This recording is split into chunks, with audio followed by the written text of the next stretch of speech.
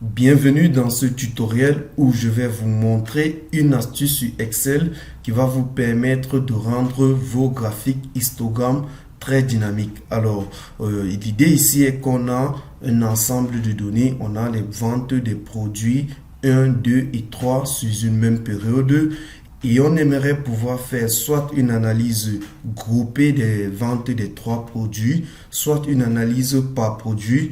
Alors, au travers un graphique histogramme, on peut le rendre très dynamique pour pouvoir effectuer ce travail. Donc, ici, on a la possibilité, voilà, d'analyser uniquement les produits 2 et 3. Voilà, on peut visualiser les ventes des produits 2.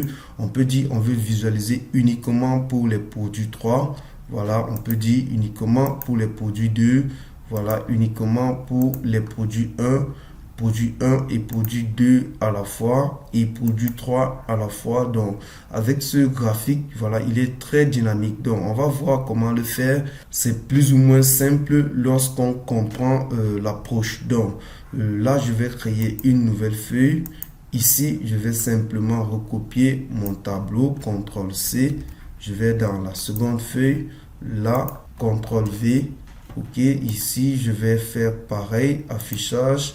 Je vais enlever le quadrillage. Donc, première chose, c'est d'activer l'option développeur parce qu'on va utiliser là les boutons de case de contrôle qui sont des éléments de l'onglet développeur. Donc, vous devez activer les développeurs sur votre tableur si ce n'est pas encore fait. Nous l'avons vu à la semaine 2. Vous venez à Fichier, voilà, Options, là, personnaliser le ruban. Et vous allez voir quelque part là, développeur, voilà, développeur c'est activé, c'est coché. Voilà, si ce n'était pas encore le cas, ça devrait être comme ceci. Là, je coche simplement dessus et voilà, je valide OK. Donc, c'est simple. On active l'onglet développeur et on va se rendre sur le développeur. On va insérer, voilà, une case à cocher. Vous voyez la case à cocher. Je clique dessus et ici, je vais dessiner ma case comme ceci. Voilà, je vais entrer à l'intérieur. Là, je me balade avec la touche de direction. Voilà, dès que je suis au bout, je supprime tout et je vais dire produit. Là, produit 1. Je valide. Je clique simplement à l'extérieur pour valider. Là, pour sélectionner la case, lorsque je viens de créer une case à cocher, avec la touche CTRL, je clique dessus, j'ai sélectionné. Voilà, je fais CTRL-C, je me positionne à côté, je fais CTRL-V. Voilà, j'essaye de positionner là et je double-clique à l'intérieur. Là, je dis produit 2. Voilà, je clique dans le vide. Ici, CTRL-V. Voilà, je vais ajuster le positionnement. OK, je double-clique à l'intérieur. Produit 3. Voilà, maintenant, lorsque je crée ma case à cocher, je dois affecter une cellule de contrôle. Donc, je vais affecter une cellule de contrôle pour chaque case. Donc, qu'est-ce que je vais faire? Je viens sélectionner le produit 1 avec la touche CTRL. Je clique dessus et je fais un clic droit. Voilà, format de contrôle là. Et je vais dire cellule liée ici. Je clique là. Je viens dire A1. OK. Et je reviens là. Je dis OK. Donc, lorsque je vais cliquer dessus, je clique dans le vide. Lorsque je vais cocher produit 1, A1 va passer à vrai. Donc, voilà la cellule de contrôle pour le produit 1. On va faire une autre façon de le faire. Là, touche CTRL, je prends produit 2. Je viens simplement dans la zone de formule. Je dis égal B1. Je valide, entrée. Et maintenant, si je clique là, voilà, B1, c'est la cellule de contrôle pour le produit 2. Donc, je vais faire pareil pour produit 3. La touche CTRL, je clique dessus. Je viens là, égal C1. Et j'appuie sur entrée. OK, donc là maintenant, voilà mes trois cases à cocher qui me permettent de contrôler, voilà, les trois boutons. Lorsque je clique sur, je décoche le produit 1, on passe à faux là. Donc, on va simplement donc retraiter les données ici. Là, je prends là, CTRL-C. Ici, CTRL-V. La première chose, je supprime là, moi, pour que Excel interprète cette colonne comme l'axe des abscisses. OK, donc voilà. Maintenant, qu'est-ce que je vais faire? Je vais simplement utiliser une formule logique. Là, égale si, voilà, tabulation. Si, voilà, si A1, je vais figer la ligne 1. Donc avec F4 devant 1, une fois, deux fois. Voilà, je mets le dollar devant 1. Si A1, voilà, égale à vrai.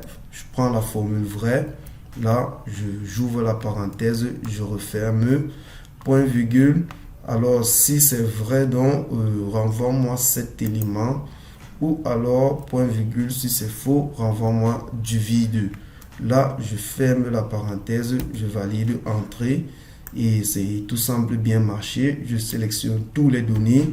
F2 pour auditer la formule. CTRL entrée. Voilà. Et maintenant, tout est OK. Donc, je peux simplement sélectionner comme ceci. Et aller à insertion. Au niveau des histogrammes, là, je prends histogramme empilé. Voilà ceci. Et je peux, voilà, si on coche les trois à la fois, Excel me présente déjà un modèle. Donc, je vais retirer le titre qui ne m'aide pas. Je sélectionne Delete. OK. Maintenant, je vais à création. Je vais choisir modifier les couleurs. Je choisis, voilà, je choisis la template du modèle initial.